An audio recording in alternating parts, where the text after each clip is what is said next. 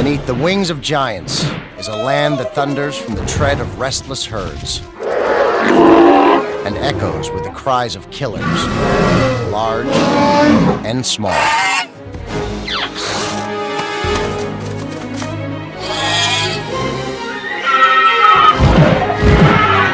As a hunter, Little Das is a little wet behind the ears, but he's determined to prove himself. His targets, a pair of prehistoric runaways, Buck and Blaze. They must find their herd or die. Now, the gathering storm of fire and stone falls from the sky, and a wall of searing heat threatens all in its path.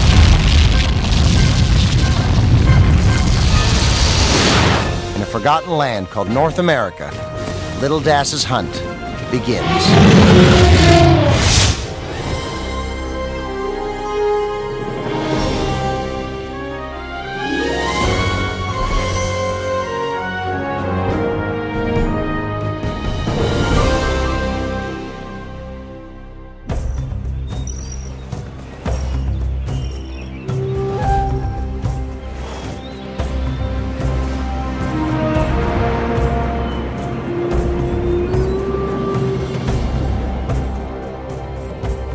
75 million years ago, the Rocky Mountains are a chain of young, volcanic peaks that cut through the face of North America like a great scar of stone. Deep in the Elkhorn Range of Montana, lunch is served from the rich volcanic soil.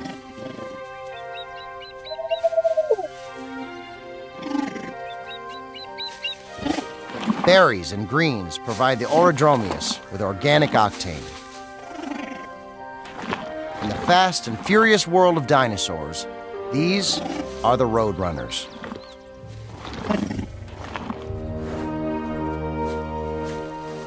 While life is good in the upland community, the local residents carry on their own version of neighborhood watch. While the herd tanks up, one adult serves as a lookout.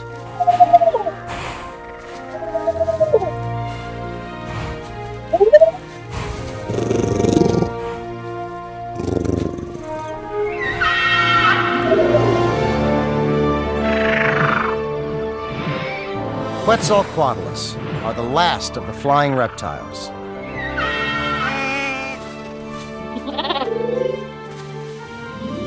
These animals, largest in the family of pterosaurs, are also the only survivors in a group driven to extinction by warm-blooded birds. But today, they rule the air. Measuring 21 feet, the wingspan of Quetzalcoatlus is as wide as a World War II fighter plane.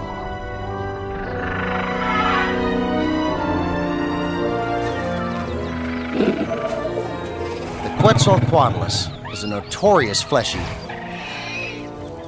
But down on the deck, the herd is calm and collected. Quetzalcoatlus fancy fish over red meat every time. Today, the fleet heads for the inland sea, some 50 miles away, to harvest fish from the shallows. The show is over. But the lone sentry is stuck in alert mode.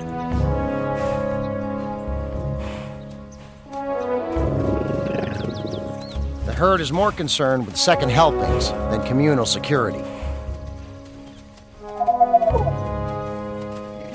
The picnic area they've chosen is exposed and flanked by a thick line of tree cover.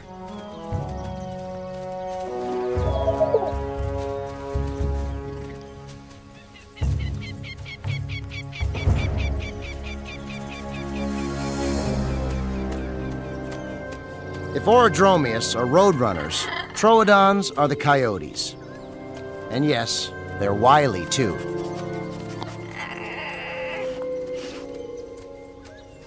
When evolution passed out the stealth gene, the Troodons lucked out. By the time you see one, it's usually too late to run. Endowed with the largest brain on Dinosaur Planet, the Troodon nervous system is attached to a set of big, forward-looking eyes. But for all the stealth, they're not invisible.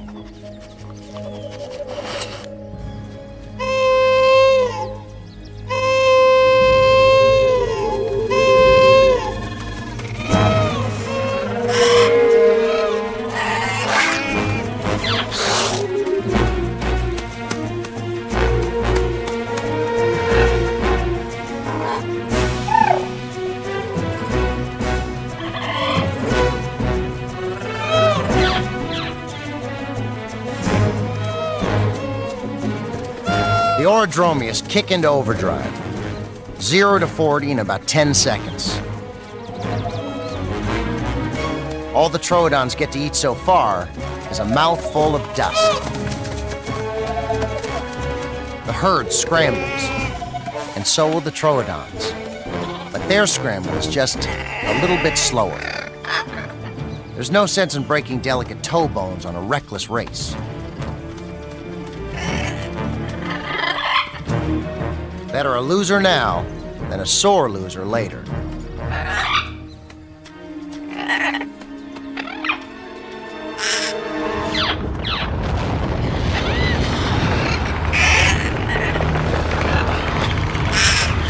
The ground underfoot comes to life.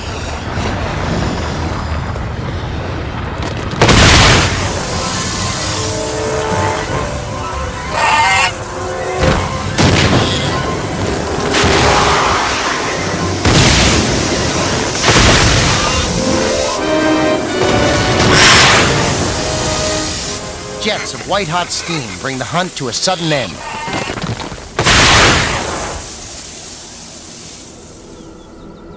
The Troodons are the first victims of the dark force that rules a volcanic kingdom. Its heart is filled with a shallow sea of magma. As the molten rock makes contact with underground springs, harmless water blasts out from the earth as searing bursts of deadly vapor.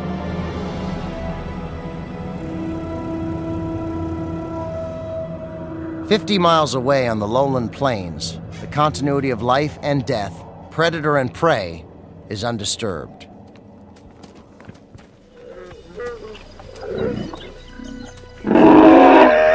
Adolescent Myosaurus, like Buck and Blaze, will grow to the size of dump trucks. Playmates born in the same season, they become late Cretaceous juvenile delinquents. Buck is a young male, Blaze an immature female. The game they've chosen is called Walk Away from the Herd and Let Everyone Know About It. By teen standards, it's already a roaring success.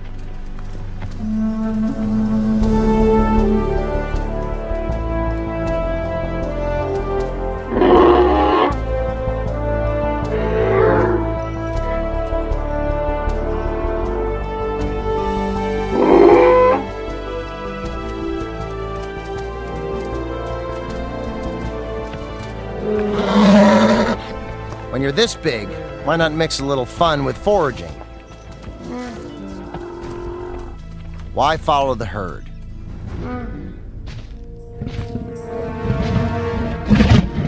Here's one good reason. He's a Daspletosaurus, aka Little Das.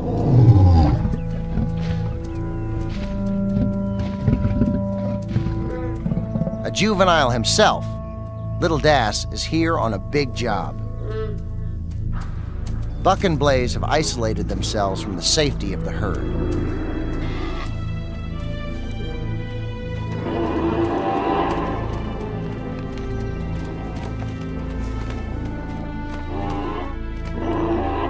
Little Das's mission is to widen the gap.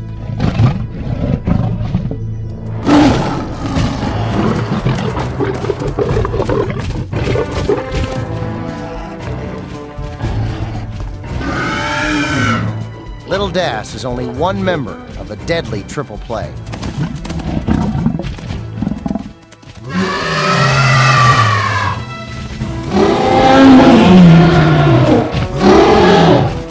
Das's two older sisters now take up the chase. But Das stays close to the hunt.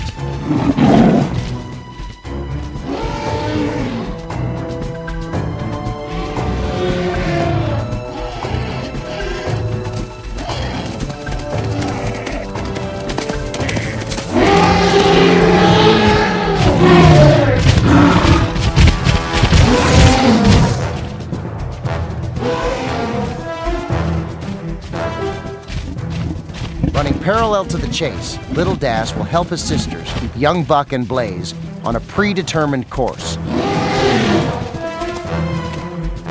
And now, the final player. It's the mother of the pack.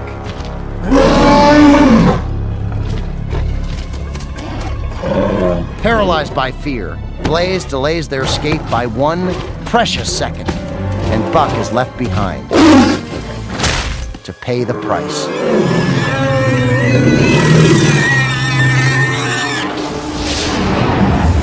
Until the 1970s, large carnivores like T-Rex were depicted as lumbering behemoths. With the emerging link between dinosaurs and birds, T-Rex was recast as a swift, cunning killer that traveled in packs. It's even been suggested that they used teamwork to hunt. To test the speed idea, two scientists built a biomechanical computer model of T-Rex.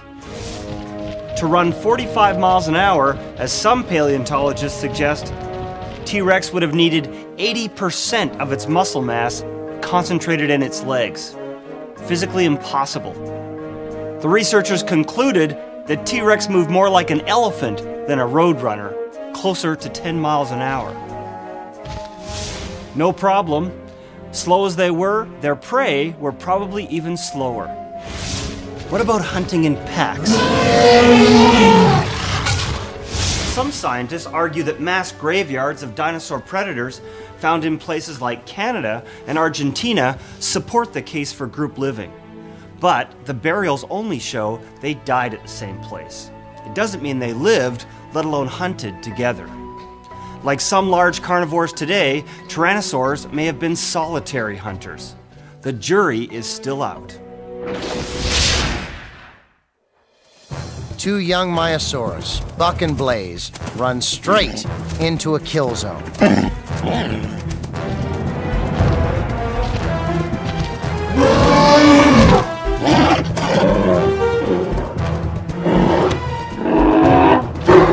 Only Blaze manages to escape the jaws of Little Das's mother. Little Das lives for the chase, but sometimes a little thing called attention span gets lost in transit.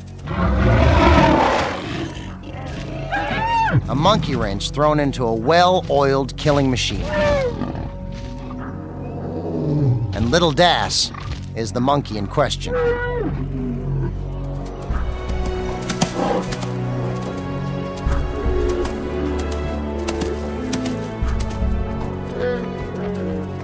Buck and Blaze have learned a lesson the hard way. Especially Buck.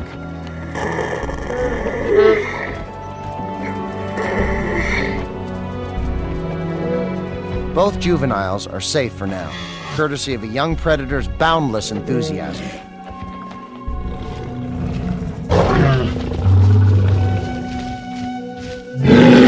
Little Das has let his mother and sisters down.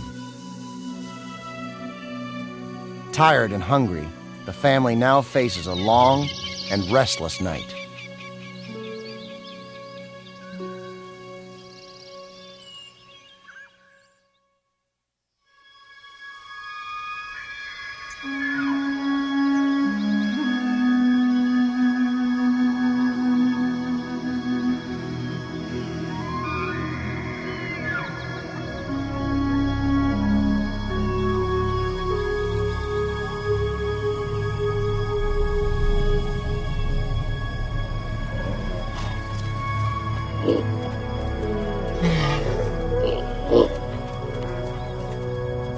As a foraging species, myosaurs are outstanding in their field.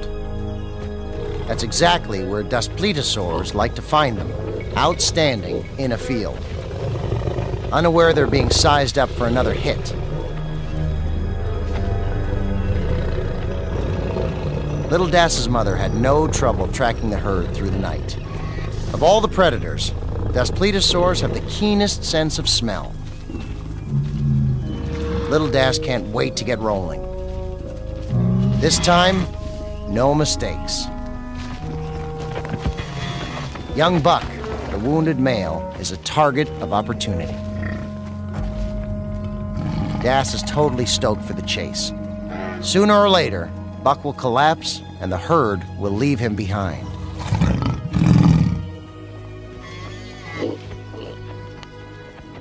As far as Little Das is concerned, this hunt is as good as done. All we need to do is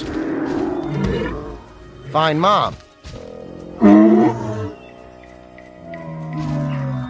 And the sisters.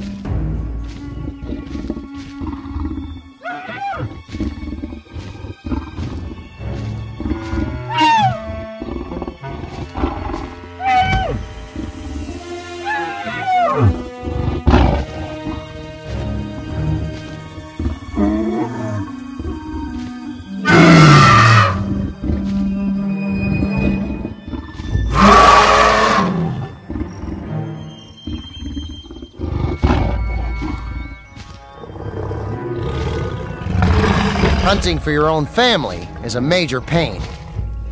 How could they run off like that? Das stumbles upon a family of another kind.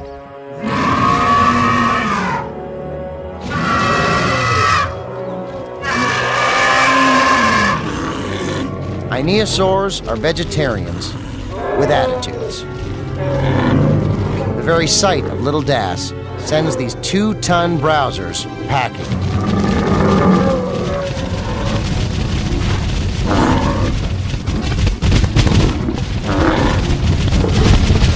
Is this a power trip or what? Huge adults fleeing for their lives? Yes. But the herd is not really running from Das.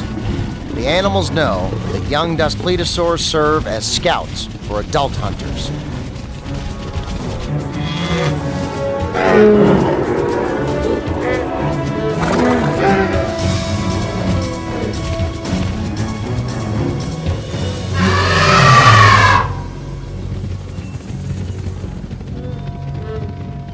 Little Das has managed to run off every head of edible prey in the lowlands.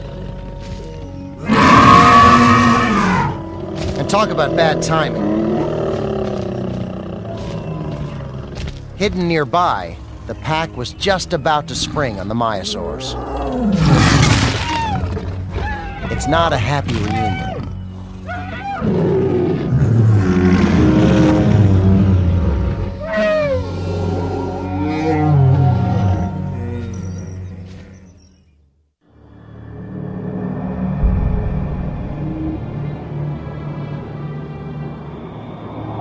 The noxious breath of an angry giant billows from the Elkhorn Range.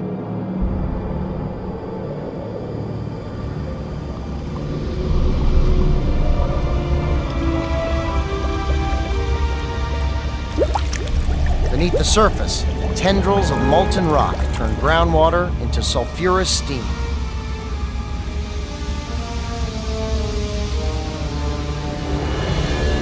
Sporadic bursts of searing vapor blast through the Earth's crust.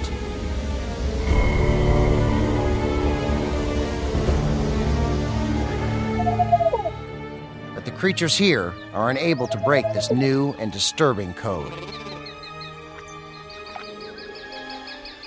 The watering hole is a favorite for predators and prey alike. At daybreak, a herd of Orodromius make a pit stop. For these high-performance running machines, frequent hydration is a must.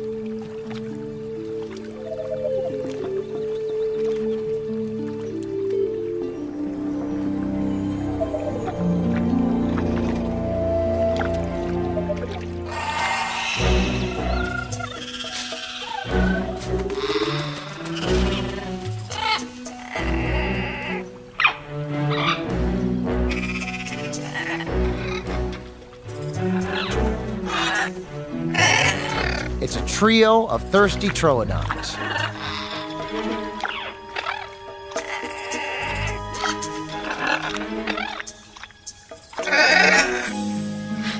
Troodons rely on sharp vision and speed to capture their prey. Now, the vague but familiar scent of Orodromius hangs in the air.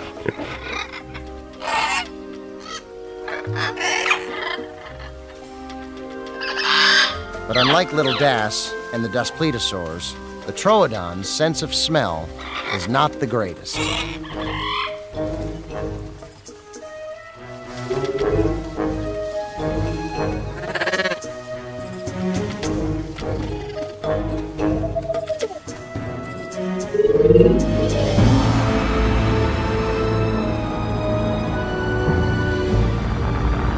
Volcanic fumes leach up through the spring water. The bouquet comes straight from hell. It's a lethal mix of low-temperature gases that include sulfur dioxide and flesh-burning chlorine.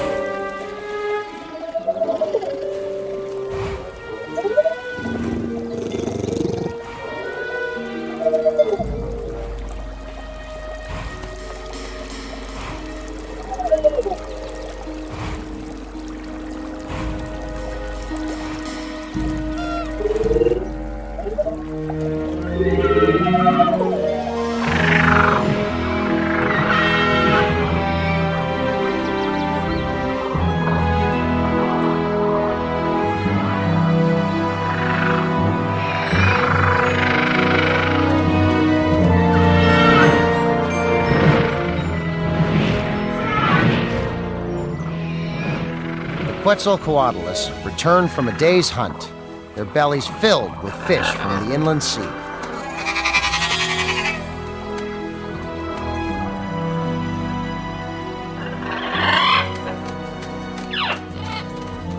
The Great Fleet goes where no troodon has ever gone before, but would like to.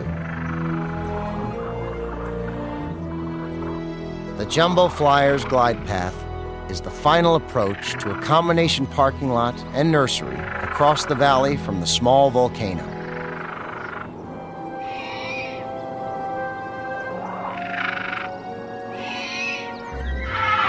Parking space here is limited. Every square inch, jealously guarded. For centuries, the high ledge has served as a nesting place for countless generations of Quetzalcoatlus.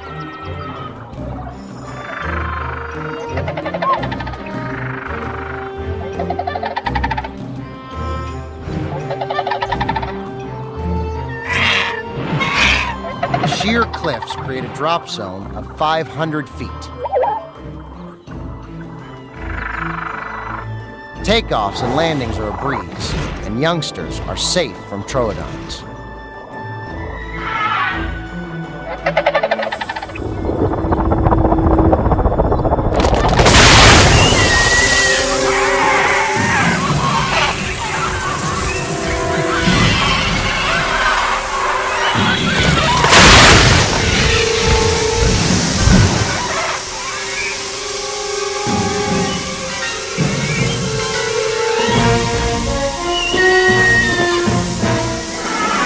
Still, no creature is safe from the fuming volcano, the new apex predator of the Elkhorn Range.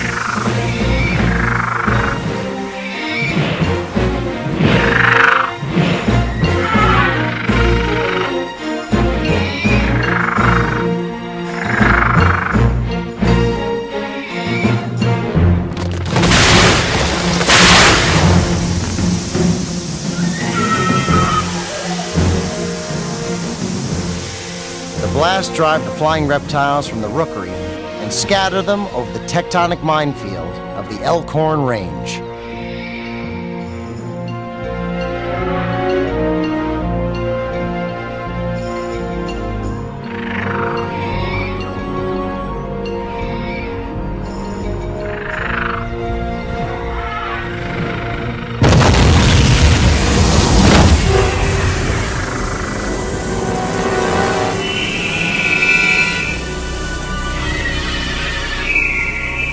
fallen giants are omens of a gathering storm.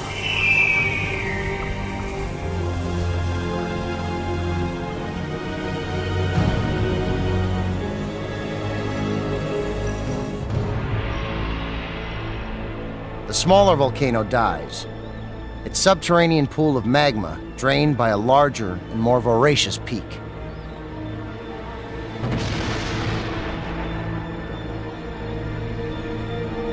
Gorging on the molten rock and lethal gas of its neighbor is a geothermal monster, the greatest volcano ever to strike the Western Hemisphere.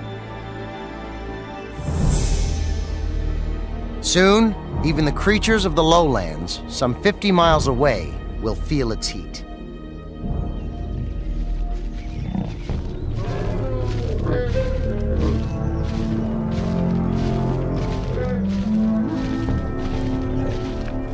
Brought together by the single-handed attack of Little Das, the Ionosaurs and the Maiasaurs become fellow travelers.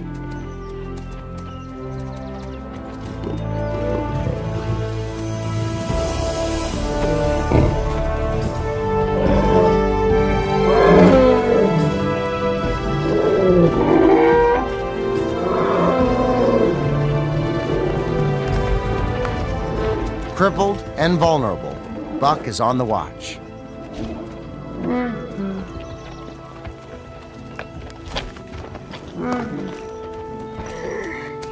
The wound on his hind leg has turned septic, and the herd will soon pass him by.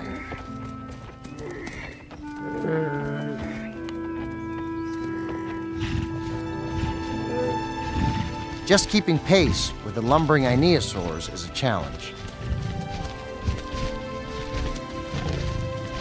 But Blaze remains at his side. There's nothing sentimental about her attachment to Buck. It's just the instinct to bond with her own peers.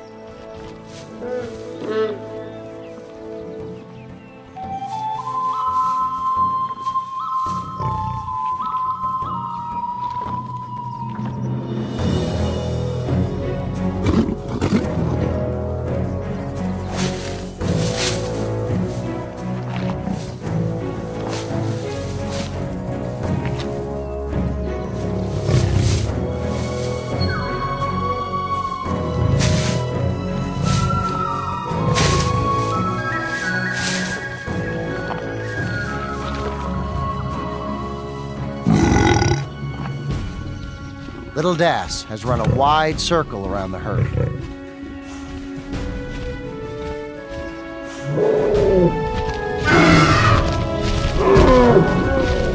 The young predator has achieved the element of surprise, but follow-through is crucial.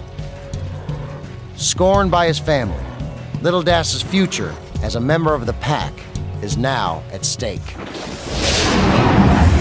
Like many dinosaurs, Ionosaurus is named for a trademark feature: its forward-curving horn. The same is true for Triceratops, three-horned face, Pachyrhinosaurus, thick-nosed lizard, and Centrosaurus, sharp-pointed lizard.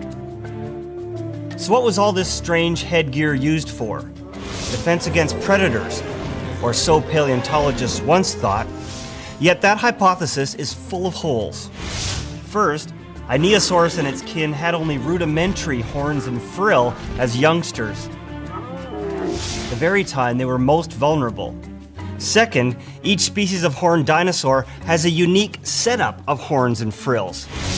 If their main purpose was defense, surely evolution would have standardized the design. Third, many of these make for poor defense. The nose horn of Ionosaurus hooks forward and down, and in some places, the frill is no thicker than a few millimeters. Our best evidence for understanding this bizarre headgear comes from living animals with similarly odd features. We identify dinosaurs by their strange features, and the dinosaurs likely did as well. Thanks to its distinct horns and frill, an Ionosaurus would never be mistaken for one of its horned cousins. Virtually all of these traits are used first and foremost to identify members of the same species and to compete for mates. Like so much of life, it all comes down to sex. When it comes to a kill, predators fail 9 times out of 10. Out on the lowlands, Little Das gets a second chance to redeem himself. And he's not about to blow it.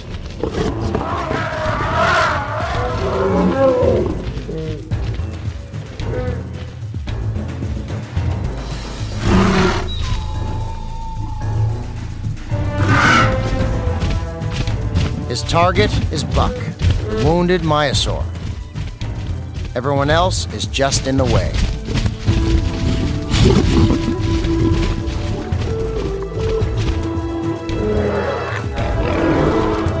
When Blaze breaks past the herd, she runs straight into the A-Team, waiting to hit Buck. Getting a clean shot at their prey won't be easy.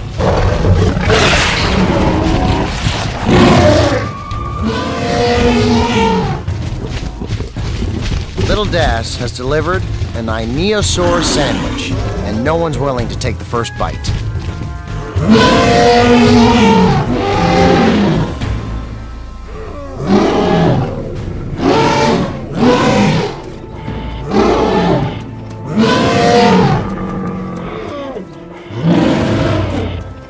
Buck makes a run for it, but Little Das stays focused.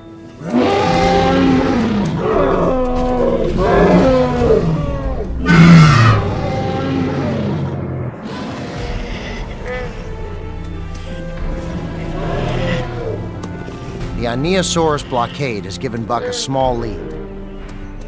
The chase has taken its toll on the young Maiasaura. And now, his young nemesis, Little Das, is locked on his new position.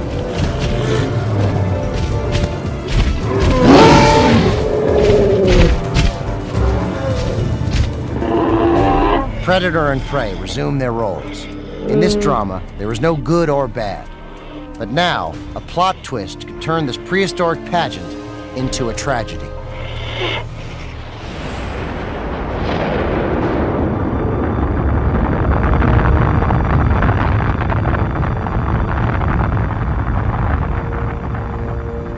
The Great Mountain is possessed by a seething ocean of magma and dissolved gas. Titanic pressures begin to test the mountain walls from within. The creatures of the Elkhorn Range now live beneath a time bomb filled with melted rock.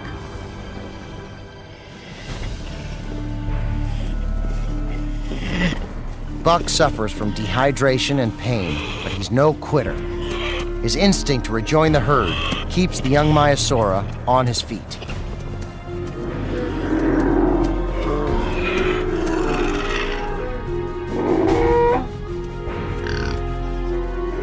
Blaze has moved further and further away from her wounded playmate.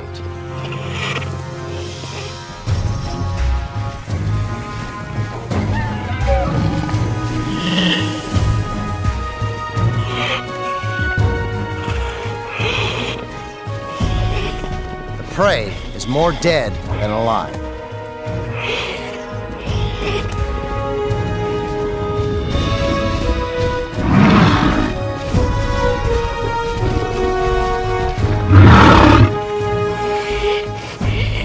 Killing Buck will take just a minimal effort.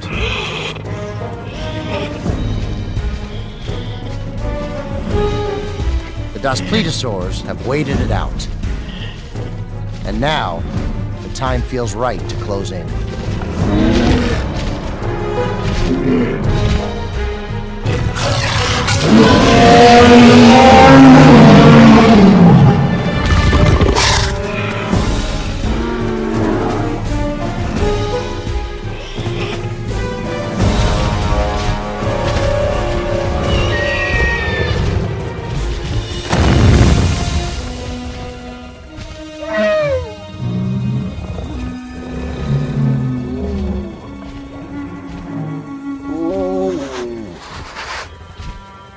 The small Quetzalcoatlus reeks from toxic fumes.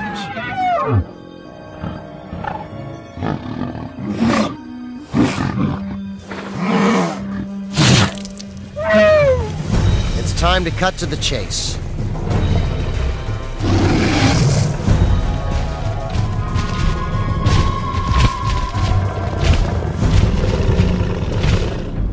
15,000 square miles of sky are consumed by a monstrous veil of ash. Created by the release of gas from molten rock, the cloud is alive with pin-sized fragments of volcanic glass.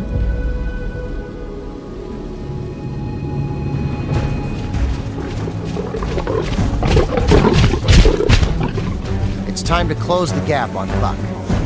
The visibility is falling by the second. The pack must now rely on their ears.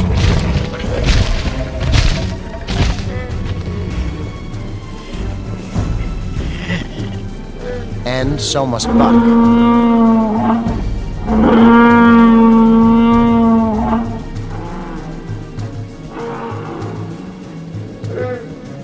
The return calls mean only one thing.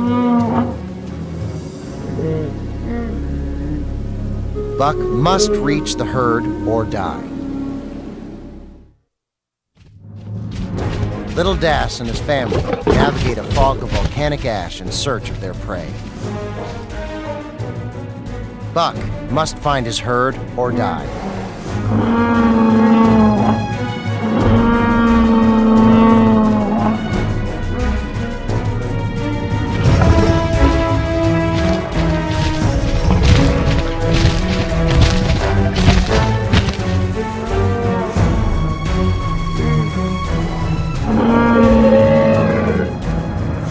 The blanket of ash has begun to lift.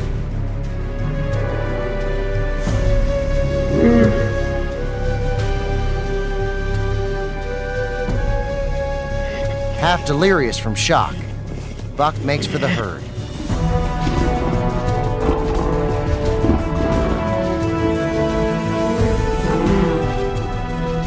Das and his family, weary from the long trek, suddenly face a major investment of predatory energy.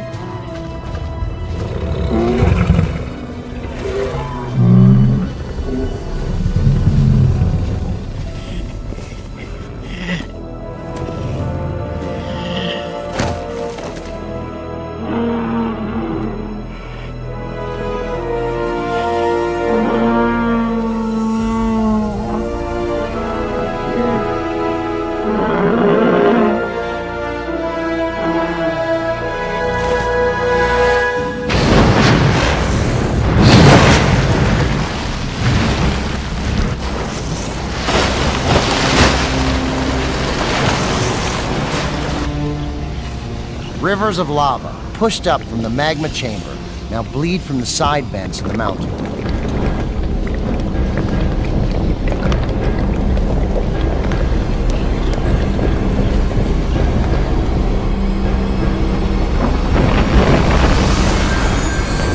Explosions rip from the cone, sending a hail of marble-sized debris miles into the sky.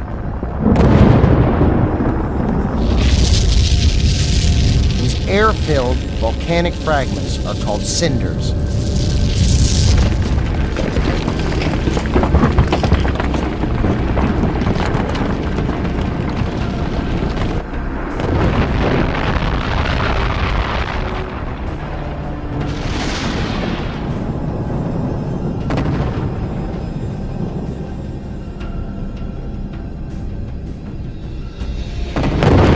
And the creatures of the highlands are the first to feel their sting.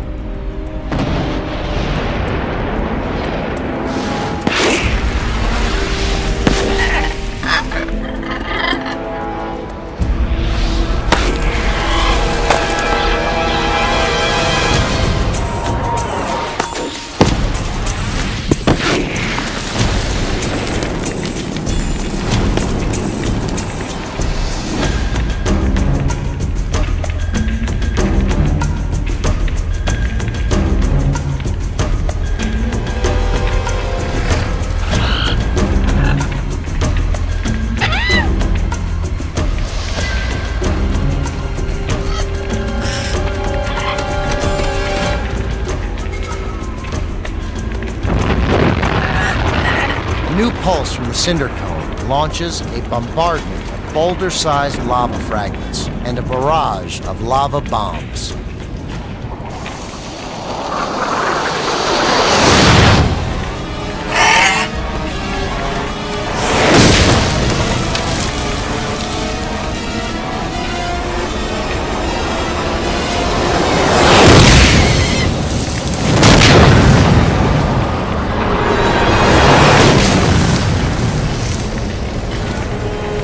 hunting prowess of the Troodon is humbled by the all-consuming wrath of an angry Earth.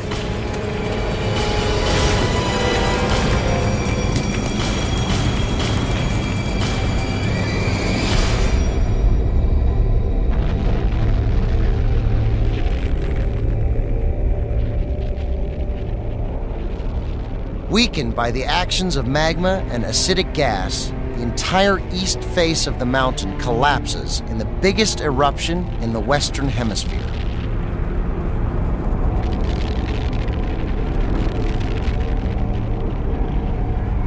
A great wave of superheated ash, rock, and gas roars across the uplands. A pyroclastic flow.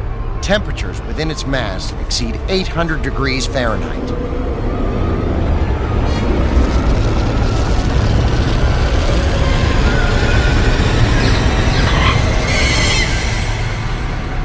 Some 50 miles away, the lowland dinosaurs process the oncoming flow as a threat.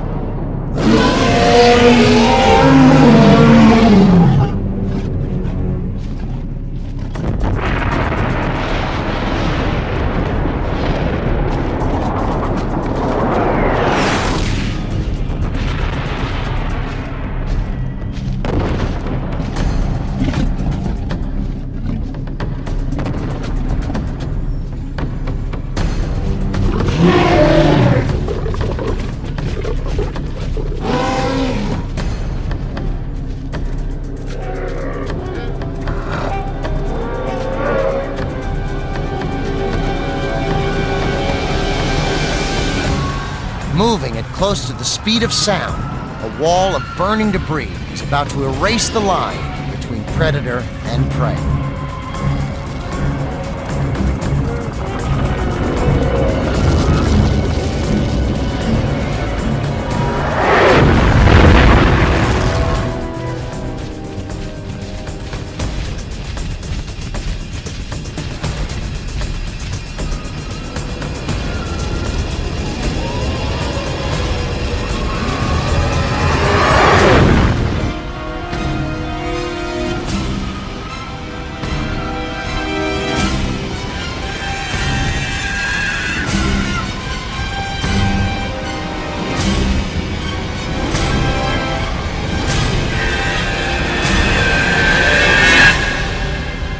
The ash plume from the Elkhorn disaster extends 300 miles from Montana to the inland sea of North America.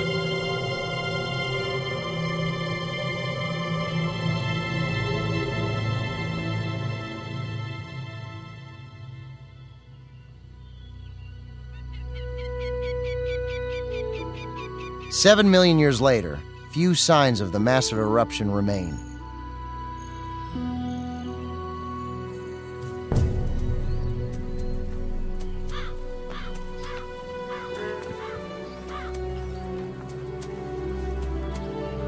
The Maiasaura has evolved into a new species known as Edmontosaurus. Adults measure 40 feet, double the length of their ancestors.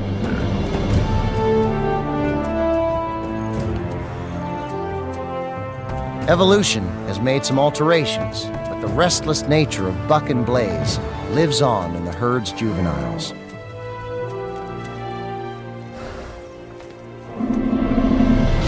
The Spletosaurus has evolved into Tyrannosaurus rex, a killer that can rip away 500 pounds of flesh with a single bite. Of course, they have to catch something first.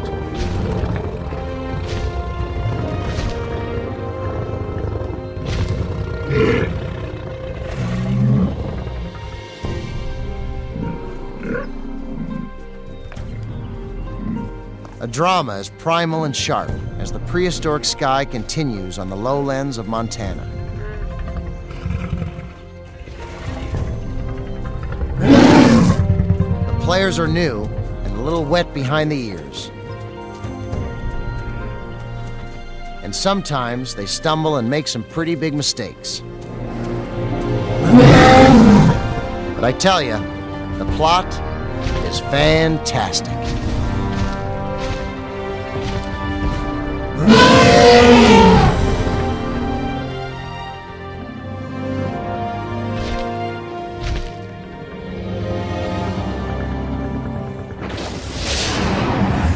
In a remote corner of northwestern Montana, scientists unearthed a baffling mystery: the charred bones of dinosaurs.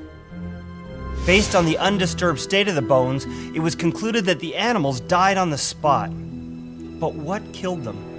The investigation that followed was a classic case of dinosaur detective work. The bones were found among more than 200 petrified trees, all buried under as much as 6 feet of cinder and ash. In turn, the trees lay within a field of ash covering 9,600 square miles, one of the largest fields of volcanic debris in the world.